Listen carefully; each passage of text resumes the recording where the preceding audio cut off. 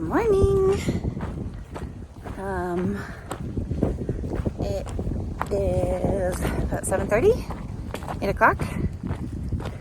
It's kind of windy right here. I don't know if you can hear me. But yep. Woke up at 5:30 this morning to rain coming in the side of my tent.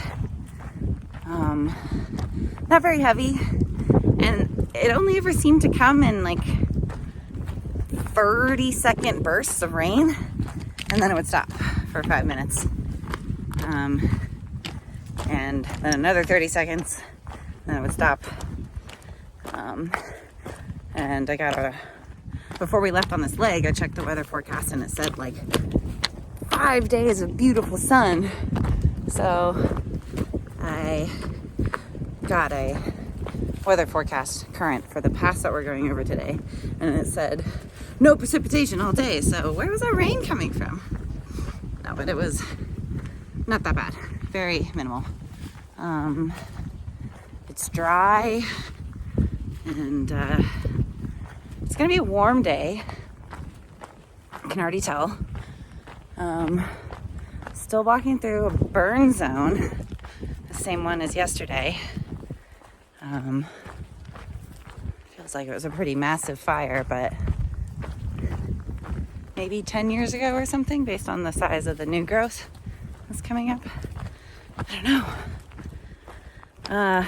Today we're going over Triple Divide Pass, which just like sounds pretty, mega. It's hard to see, but it's up over there. And we have an 8-mile approach to get to the pass. Normally I would like to camp closer to passes, especially if they have snow on them, because then I could wear my micro spikes. And the earlier you hit the snow in the day, the colder and the crunchier and the firmer it is from the night before. If you're walking on snow like later in the day, it gets softer and slushier, and you tend to slip and slide and post hole a bit more. So it's always better to try and do your mountain passes or your summits early in the day. That's why it's called an alpine start, right?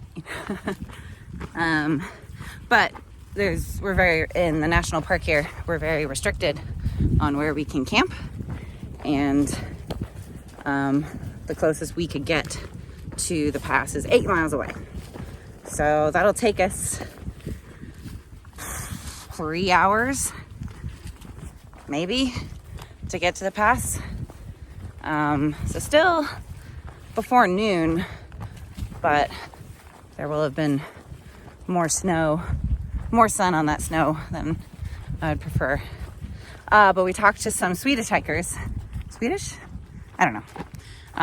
They are also through hiking, but their permits are taking them northbound through the park. So they did this pass yesterday, and from what they describe, it's not bad at all. One spot on the other side that they said requires some focus, maybe some micro spikes, maybe an ice axe. I have all of those things, so should be adventurous. Yeah, I'm looking forward to it. It'll be hard to get up there. This is a hard way to start a through hike. When I started the PCT, it was mostly flat and in the desert. And now we're climbing, mountain passes every day or every other day. And we're all building up our strength. And it's challenging, but it is beautiful. And I feel so lucky to be here. Yeah, the birds are singing beautifully this morning. 14 miles today, something like that. 8 miles to the pass, and then 6 on the other side to camp. at Morning Star Lake. So I will see you all later. Love you.